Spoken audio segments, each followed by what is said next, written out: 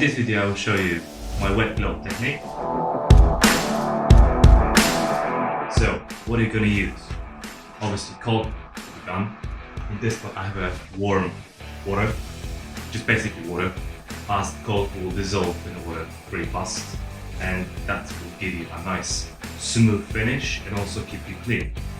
So I'm soaking your hand. It works well in a new build and where there's a lot of caulking. Trust me, I've tried it many times.